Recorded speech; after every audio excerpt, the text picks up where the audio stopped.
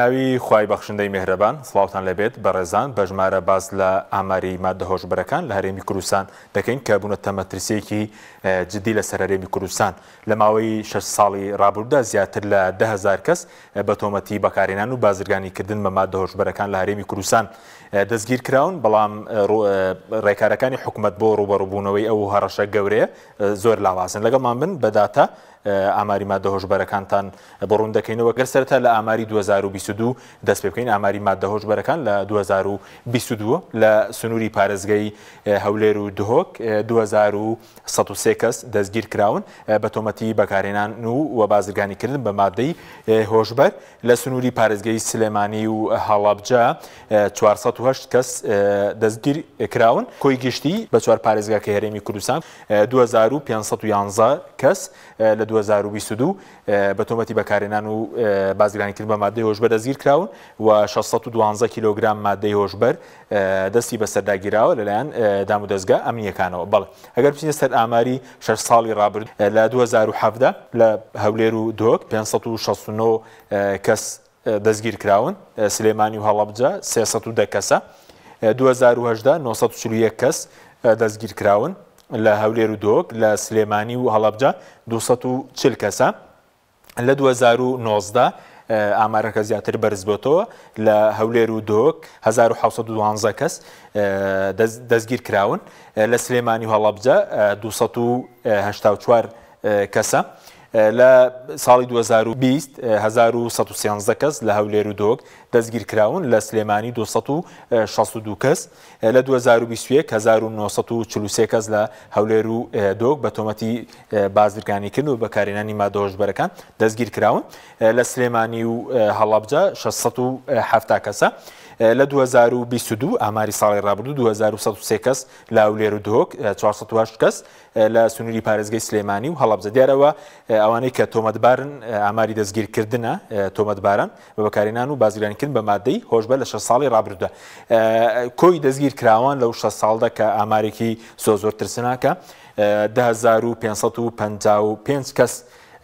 لە هەرێمی کوردستان لە 6 ساڵی ڕابردوو بە تۆمەتی بەکارهێنان و بازرگانی بە مادەی هۆشبەر دەستگیر کراون. ئەمە لە کاتێکدا کە لە 2005 لە دوای ڕوخانی بەعس ئەوانەی کە سزا درابوون بە بەکارهێنان و بازرگانیکردن بە مادەی هۆشبەر ژمارەیان دەگەیشتە 100 کەس، بەڵام ئێستا ژمارەکە زۆر زیادی کردووە و دەست بە سەراکردنی مادەی هۆشبەر زیاتر لە 2000 کیلۆگرام مادەی هۆشبەر لەلایەن دام و دەستگا ئەمنیەکانەوە دەستی بەسەردا گیراوە. زۆربەی ئەوانەی کە بە ئاماژ دەگرین لەلایەن باندەکانی مادەی هۆشبەر ئەوانەی کە تەمەنیان لە 13 بۆ 30 ساڵیدا ئەوانە ئامانجی سەرەکی باندەکانی مادەی هۆشبەرن. سەبارەت بەوەی مادەی هۆشبەر لەکوێوە بۆ هەرێمی کوردستان دێت، دیار هەرێمی کوردستان ئێستا بە پێی وتەی لایەنە پەیوەنددارەکان بێ بۆتە ناوەندێک بۆ گواستنەوەی مادە هۆشبەرەکان لە وڵاتانی دراوسێ، لە ئێران، لە سووریا، هەروە لە کەرکووک و شارەکانی باشوور و ناوەڕاستی عێراق مادەی هۆشبەر دێتە هەرێمی کوردستان و هەرێمی کوردستان وەکو ناوەندێک بەکاردێنرێت بۆ گواستنەوەی مادە هۆشبەرەکان. سەبارەت بە هۆکار و ڕێگەکانی توشبوون بە مادە هۆشبەرەکان، هۆکاری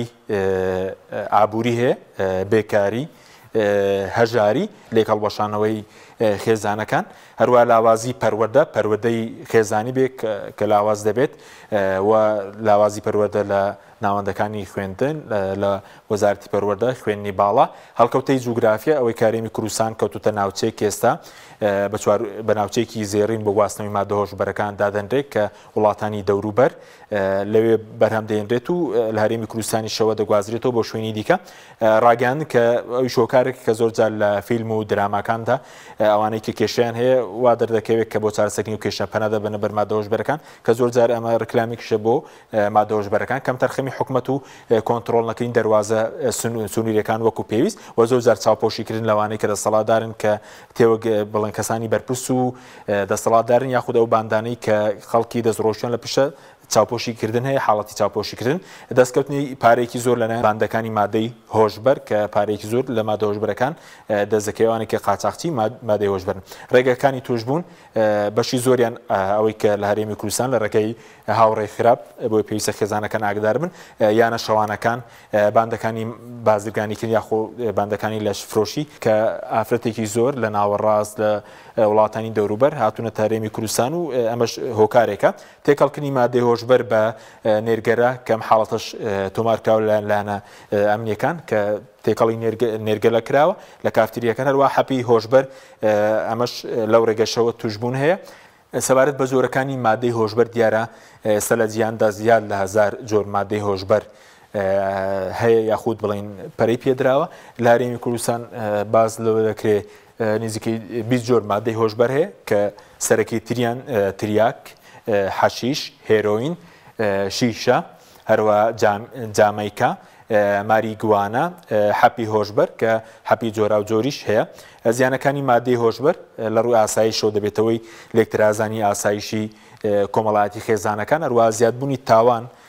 تاوانی جۆرا و جۆر کوشتن کە ئەمە ژوادەکە ئاسایشی هەرێمیش بکەوێتە مەترسیەوە لە ڕووی تەندروستیەوە کار دەکاتە سەر لانی جەستەیی مرۆڤ هەروەها لانی عەقڵی کە کۆندامی دەمار بە ئامانج دەگرێەوە ژەهراوی دەکا هەروەها لایانی دەرونیش کە تووشی چەندی نەخۆشی دەکا و کەسەی کە توش بووە لایانی کۆمەڵایەتی وا دەکات کە خێزانەکان لێک بترازین و کەسی توش بوو کێشە لەگەڵ نزیکترین کەسیشی دروست بکات و لایانی ئابووری کە وا دەکات پارێکی زۆر لە ڕێکردنی مادە هۆشبەرەکانەوە بە هەدەر بڕوات سەبارەت بە زیانەکانی مادەی هۆشبەر ئەمە نمونەیەکە لەسەر ئەو زیان یەخۆ مەترسیەک کە هەیەی هەمان گوێ بیسیەوە بین کە لە مانگی 2023 باوکێک لە هەولێر کچە 5 ساڵانەکەی کوشت پێش کوشتنی نینۆکی دەرهێنابوو بە پلایس هەروە بە کارەبا و بە کەتەر و بە کێبڵ لێدا بوو ئەمە یەکێکە لەو تاوانانی کە بەکارهێنەرێکی مادەی هۆشبەر ئەنجامی داوە کە خۆشەویستترین کەسی خۆی کە زەرگی خۆی بووە کوشتویەتی بەڵ سزای بازرگانی و بەکارهێنانی مادە هۆشبەرەکان لە هەرێمی کوردستان یاسای ژمارەیەکی ساڵی 2022 دەرچووە کە یاسایەکی نوێیە یاسای بەرەنگار بوونەوەی مادە هۆشبەرەکان و کارتێکەرە عەقڵیەکان لە هەرێمی کوردستان ئەوانەی کە بازرگانن بەندکردنی هاتایی یاخود کاتی هەیە و پێبژاردنێک لە 30 ملیۆن دینار کەمتر نەبێت و لە 90 ملیۆن دینار زیاتر نەبێت ئەوە بۆ ئەوانەیە کە بازرگانی دیارە ئێستا لە کوردستان بازرگانیش پەیدا بووە بازرگانی مادەی هۆشبەر خاڵێکی تر ئەوانەی کە بەکارهێنەرن لە مادەکەدا بەندکردن لە 1 ساڵ کەمتر نەبێ لە 3 ساڵ زیاتر نەبێ هەروەها پێبژاردنێ لە 5 ملیۆن دینار کەمتر نەبێت لە 10 ملیۆن دیناریش زیاتر نەبێت دەرە لەگەڵەوەشدا یاساکە کۆمەڵی خاڵی تێدایە بەڵام تاکو ئێستا وەکو پێویستە چۆتە بواری جێبەجێکردنەوە ئەوەی کە نەخۆشخانەی تایبەت هەبێ بە ئەوانەی کە توشبووی مادەی هۆشبەرن یاخود سنتەرەکانی ڕاهێنان و شیاندنەوە هەبێ کە تاکو ئێستاوەش نەچۆتە بواری جێبەجێکردنەوە